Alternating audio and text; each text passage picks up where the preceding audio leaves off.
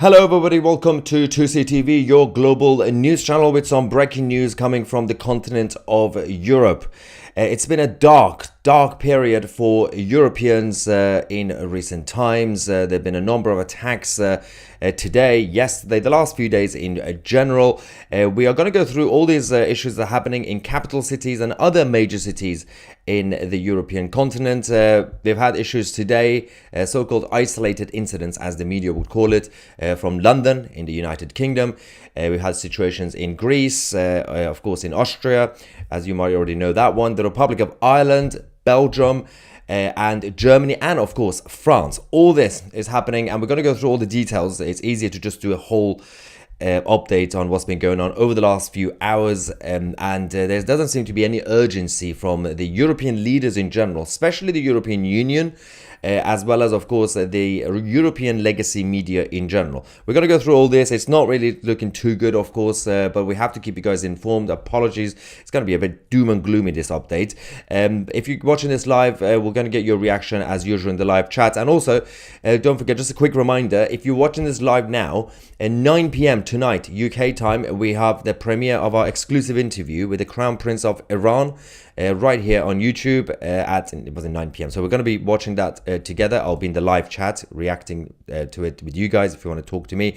And afterwards, the members of 2CTV Plus, we're going to do a video call with you guys if you want to do a live Q&A straight after that interview at 9 p.m. Let's talk about what's been going on over the last few hours in Europe. First, let's talk about Greece, Athens, the capital.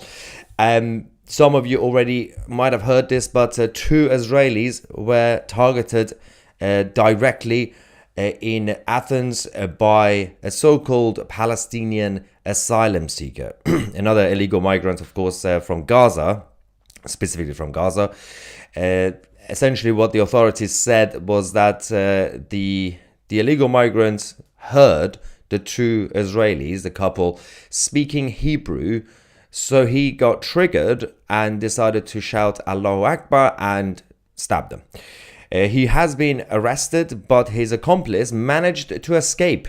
The attack obviously took place last night, late last night, as the Israeli couple were leaving a restaurant near the center of Athens. So we're trying to find out more information about how the authorities, if the authorities had this person on their watch list, and how long this person has been in Greece. As you guys know, Greece are dealing with massive crisis again when it comes to illegal migrants crossing the border. Greece tends to be not the final destination, but in the midway through, essentially towards the western parts of European countries. They eventually get themselves to France and then the United Kingdom and everything else. So this was a directly an anti-Semitic attack. Not a surprise, unfortunately. There has been a reaction from the Israeli government already on this. The Israeli Ministry of Foreign Affairs have confirmed that they are coordinating with the Greek authorities to investigate this attack. This is according to the Gala report. But at the same time, we do know that this problem is not really just about certain individuals. For example, we have had many anti-Semitic attacks, but the attacks that we are seeing, the death of Europe that we are seeing, is about everybody who's civilized in the Western world. The attack on Christianity and Judaism, of course, the attack on our basic civilized values and Western values, all that is the reason we're in this mess. You've already heard probably last night the mass attack yesterday that happened in Austria, in Vienna. This man in the photo, 23-year-old Syrian, arrested obviously afterwards, has been directly now linked with Islamic terror.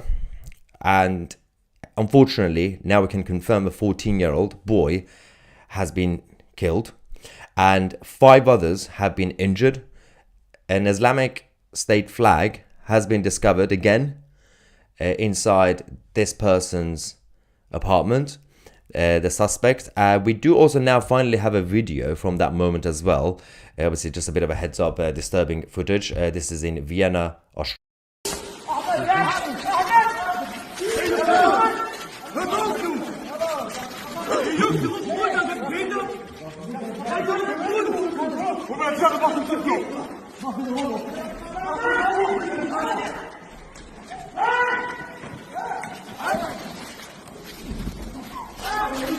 So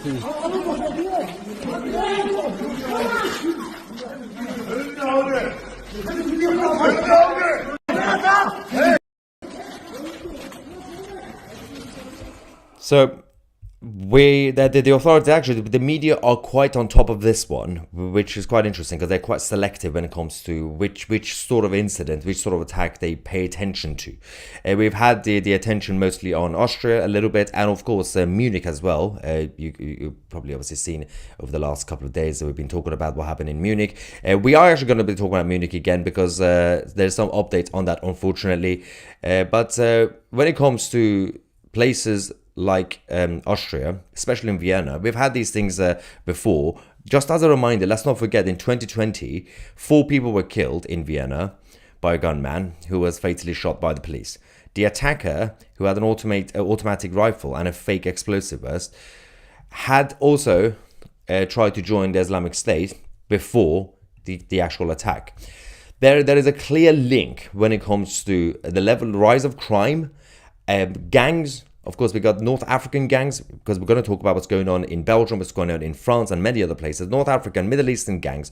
We got those who are ideologically Islamic. We got all these issues going up. And of course, it affects the whole society in general. But apparently, if you complain about it, then it's not really a big issue, according to the European political establishment. We do have some updates now from Munich as well. Before we get to the other updates, over the last few hours, we've had attacks in London, obviously in Dublin and other places. Munich, a 37-year-old woman and her two-year-old daughter unfortunately have now died in the hospital after the attack a couple of days ago. So they've both been now murdered by that monster.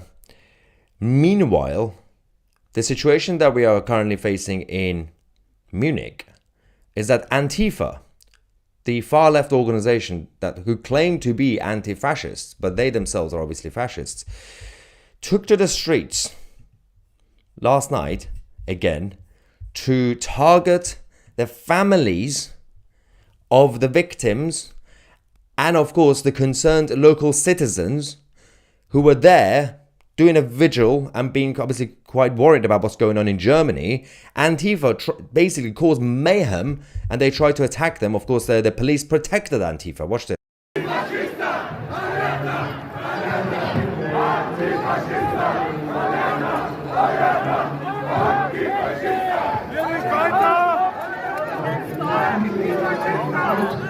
Deutsche Polizisten schützen die Faschisten! Deutsche Polizisten! So these guys are going around blaming the AfD for what's happened in Germany. And the police have been going around protecting the Antifa side. J.D. Vance, the Vice President of America, was absolutely correct about enemy within. While the mainstream media in Europe and in the United Kingdom, and all these political leaders having a meltdown saying J.D. Vance is divisive. He's not divisive. He's not the one who's divisive. He's the one pointing out the existing division that you guys have created in Europe. Just a quick summary, thanks to Visegrad 24, look at the list. Brussels had 3 shootings within just over a week. We had the hand grenade situation in France. We had the car ramming, as they call it, car ramming attack in Germany. And of course, the mass attack, Islamist attack in Austria. There just was some of them. On top of that, we have all the others. I'm still going to report. This is not finished. Over the last few hours, we've had more issues, including London and Dublin. Let's go to Dublin last night. Unfortunately, we had another situation here. 1 person killed, 1 seriously wounded after a stabbing attack in Dublin. The attack took place early this morning as the bars were closing in the city centre. This is the whole point. When it comes to mass migration, when it comes to multiculturalism, when it comes to cities getting bigger, governments getting bigger, but local communities and actual society not knowing each other anymore, there's no harmony, there's no common culture anymore, crime will generally go up. You're going to see a rise of gangs. You're going to see essentially a rise of hatred against each other because nobody knows anybody in their local neighborhoods. Definitely in cities. We've had massive situations, ghettos, isolated areas. What does that create? More crime. If you complain about it, you're the bad guy. We have a quick, just a few second video from the the incident in Dublin as well. Let's quickly go through that, and then we're going to talk about all the other issues we've had.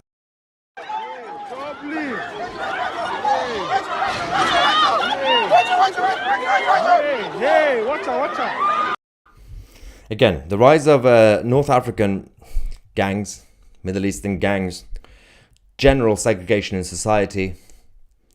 But I think if you ask the BBC or CNN, they would say these are largely peaceful attacks, largely peaceful gang fights, largely peaceful terrorist attacks in the name of Islam. Going back to Belgium, we've been reporting on this channel. Over the last week or so, we've had 2 or 3 shootings, right? Gangs again. Well, we had another one. Same place. Exactly the same place. And somehow the authorities have not thought about increasing security. This is outside in front of the Clemenceau subway station. One person was shot earlier on with, again, an AK-47 and killed outside the train station. This is the 3rd major shooting and also the 4th over the last 10 days. Now we're trying to figure out what's happened with the suspect in this situation.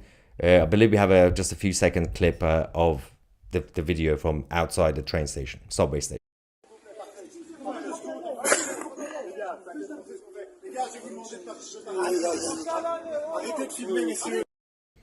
So that's Europe. We have to get back to the UK. Over the last couple of hours, we've also been hearing more isolated incidents, as they call it, in London. Ladies and gentlemen, we've just heard that a man in his 20s is now fighting for his life in hospital after being attacked near the Archway tube station in North London. The police established that the stabbing took place near the Navigator Square, where there is currently a crime scene with the police and local media. This was obviously, again, further reports are coming out in terms of the actual suspects. We're trying to figure out what's going on with that. They're not giving us any more information so far. But unfortunately, the man who's injured in his 20s is in a life-threatening condition currently in the hospital. Again, we don't know the connection of what happened there. But again, it's just London. It's just casual. You know, you have random people attacking each other. You got gangs attacking gangs, but gangs also attacking civilians, which wasn't really a thing back in the day. This is what happens when you don't have any sort of unifying policy program by your political leadership, your governments, across the Western European countries in general. And of course, we also talked about what happened in Greece. But I'm slightly concerned about what's going on, not necessarily just in London, but Brussels. In Brussels, you know what's going to happen. Same train subway station, same issue. And somehow the police have decided not to increase security. That was London. Obviously, we'll keep you guys posted on that. But let's also go to France, because unfortunately we have another update coming from France. The French police officers have managed to shoot a 17-year-old who tried to attack the police with a knife. This was in Annecy. And the authorities are quite concerned about the safety of their own police officers now in Annecy and other places in France, because they are quite concerned that, well, we don't know exactly who to trust anymore. There is no trust between local communities and the local police forces. And it's the same problem in the UK, same problem in the Republic of Ireland and many other places.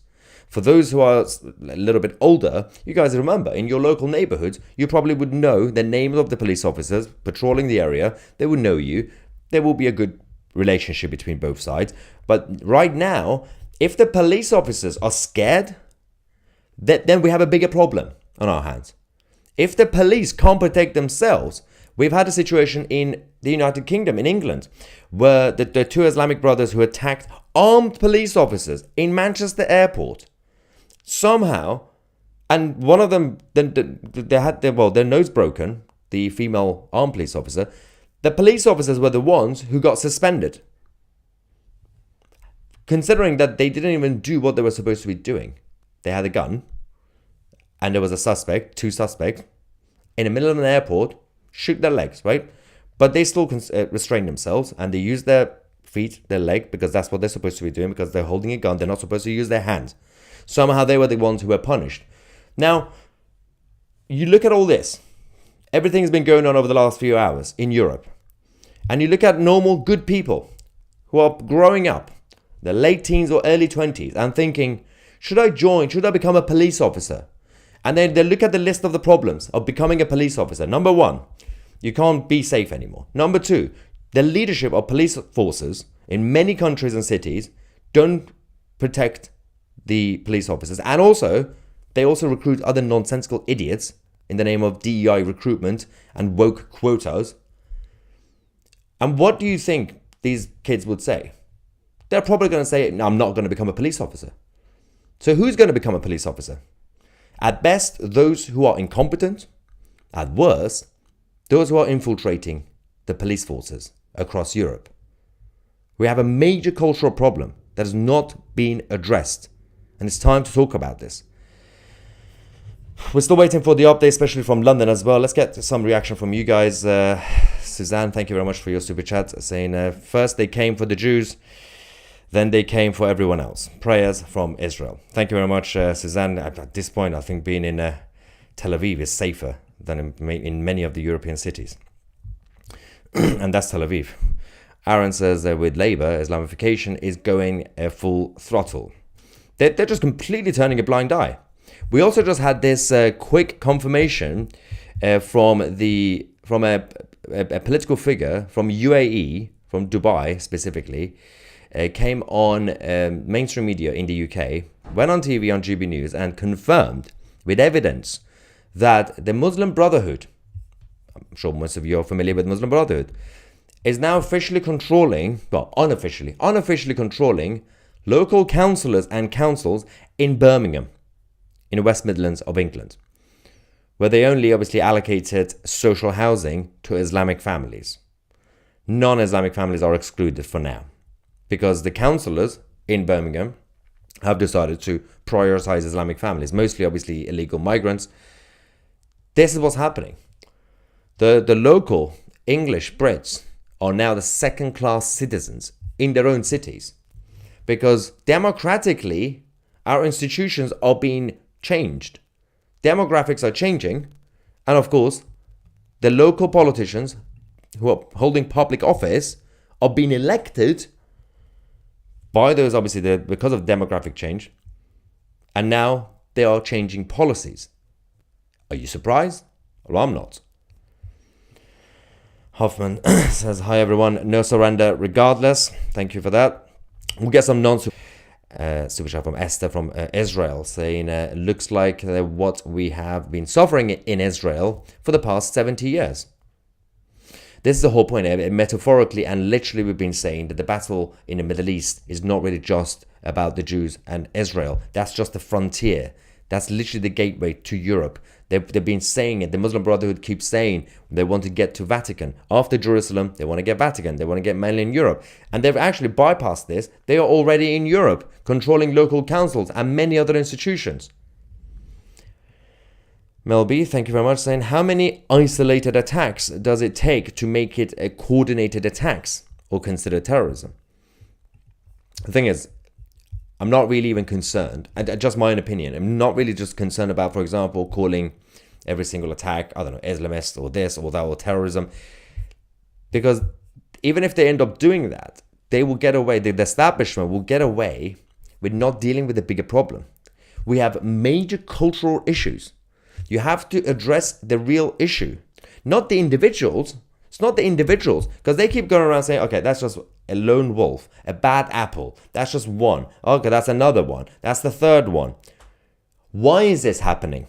Because we've got toxic ideologies that you invited into European countries and you don't even know how to handle this. They continue to go around saying, it's okay, we're going to keep pushing for integration. What sort of integration? We have a problem with second and third generation kids from Islamic families who are less integrated than their parents. That policy worked in the UK for families coming from the Commonwealth, many from India, certain African countries. By default, after a few generations, second, third generation, born here, they are basically mostly integrated, right? Because they already had links to the Britain in general, and they've integrated. They might look different, but they've integrated. But you don't have the same thing now. We have a massive epidemic right now with second generation, third generation. Integration is not working. It's not a thing. Certain cultures are not equal. The Viking says, orchestrated or spontaneous attacks. I mean, we could speculate all this, but we do know that there will be sleeper cells linked to Muslim Brotherhood and the IRGC, the state of Qatar. But I don't think we haven't even seen them yet. Because when the fall of the IRGC gets completed, and again, just a reminder, if you're watching this live, tonight, 9 p.m. UK time, watch this channel. Don't miss it. If you're a couple of minutes late, you're going to miss it. Because we have the Crown Prince of Iran, Reza Pahlavi, being exclusively interviewed by this channel. And we're going to talk about all that, the fall of the Iranian regime, the Islamic occupiers. But when that happens, you're going to see the sleeper cells coming out more than now. So that's a whole different problem that you have to deal with. I think we'll have problems in Ramadan in the UK.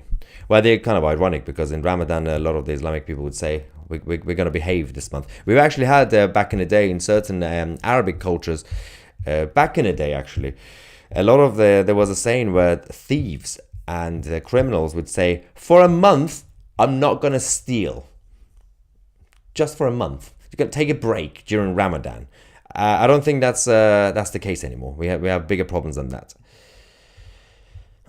Now, going back to the rest of you guys, we got Heather as well saying same in Michigan. Oh, don't get me started with Michigan. Reinstating California in the West. Michigan has massive problems. We have actually talked about Michigan on this channel. We will talk about that more because there is a major problem with those who open the gateway to the Islamic side. These are the Islamic side. It's not just that, I have my religion. I don't care what religion you have personally in your life. But if you're bringing out your ideology into the outside world and the rest of the society, then that becomes a problem. Now, you could be a Buddhist, you could be a vegan, you could be whatever you want. I don't care. I'm a libertarian when it comes to those things. But you have to be careful not to bring in people who are ideologically opposed to what the rest of you have. The same way that we were opposing radical Marxists and communists in the 20th century, and somehow we decided to say, well, not we, the establishment changed their tune. They said, we have a new way of dealing with revolutionary communists and Marxists. We tamed them by inviting them into the tent, and we converted them into social democrats, socialists. That's fine now, because now they're doing it democratically. They stand for election. I don't think the problem I've had with Marxists and communists was that they wanted to do a revolution. My problem was everything else that they wanted to implement. I don't care if they do it democratically or in a revolutionary way. It's toxic what they do. You have invited them by taming them, and they've turned themselves and they call themselves social democrats. They're still doing it. It's a cultural problem. It's not just a political problem. Same applies to Islam. Joel 3:9 proclaim this among the nations. Yes, consider it for war. Stir up the mighty men. Let all men of war draw near. Let them come up. Thank you, I love Jesus Christ. Boba says, not fighting back is complicity in your own murder. And Tesbot also says, listened to the son of Hamas again today. His stance on Islam should be adopted globally. He now is considered radical. The man who was born into Islam, by the way, obviously then converted out of it. Can you summarize today's attacks? You can. I mean, I can just give you a quick list. London, UK, Annecy in France, Brussels, Dublin, Munich, Austria, Athens. Obviously, some of them are the follow-up update on what's happened yesterday and the last few hours, and obviously 2 nights ago when it comes to Munich. But there are more issues that are happening. You can also rewind back to the beginning of the live stream if you missed the beginning, because this must be reported in this way. As you guys know, on this channel, I continue to report every time something like this happens, and it becomes doom and gloomy. I get it. It's very negative. But when I looked at everything that's been going on over the last few hours, I thought it's better to just do it in one live stream. I think you could create more urgency. And right now we have almost 14,000 people watching at once live. So thank you guys for that. It's important for the new media platforms to actually get the voices to be heard Otherwise, the legacy media would report briefly on each attack or gang fight or any sort of crime, and then just move on from it. That's the problem that we have. From I Love Jesus Christ, thank you so much.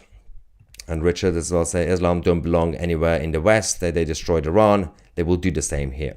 A lot of the Iranians are trying to send that warning, but they don't seem to listen in the Western establishments. Old woman says sound has been cutting out. Apologies for that. I don't know why. I'll double check everything else after this. A connection. Treacherous politicians did this to us.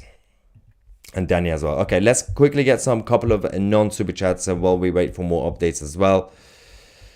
Okay, Wagon Woman says sound is fine in Florida. God bless Florida. Rod says we must protect ourselves from Satan's zombies. Yes. Monsters. Zingamazong says clickbait. Not really sure how to respond to that, considering innocent people are losing their lives. And those who are obviously also injured in the hospital as we speak. So you might have a problem with your own issues, and you could probably talk to your therapist about that. Thank you for that feedback. Steve Zavid says, this simply cannot continue. Everything we know will end. It must be reversed now. Well, technically should have been reversed about at least 5-7 years ago. But, there's a saying that, it's never too late. It could become too late. But you can still do it. You can still fight back. Have better people elected in office. Look at the United States of America. Look what they've done. Relatively speaking, look at Italy. What they've done democratically. They fight back. There's a movement in Germany. There's a movement in France. There is a way. Or even in Canada, of course. Justin Castro is going. Then it says Islam is a disease and needs to be stopped. Adam says V for Vendetta is going to happen. I'm not sure about the UK, but with the culture here, but I understand. Anyway, so this was the list of all the stuff that's been going on over the last few hours and since last night as well. Just a quick another reminder. 9 p.m. UK time. Please don't miss this interview. It's very important for us to get out. The whole team did a great job to secure this interview with the Crown Prince of Iran, Reza Pahlavi. You can watch this right here on this channel at 9 p.m. UK time. And of course, I will be in the live chat watching this with you guys if you want to talk to me. And afterwards, members of 2CTV Plus, we're going to do a video call with you guys if you want to do a live Q&A with me. If you want to join 2CTV Plus, go on 2c.tv, become a member today. Thank you so much for watching. I'm Maya 2C, and we are the media.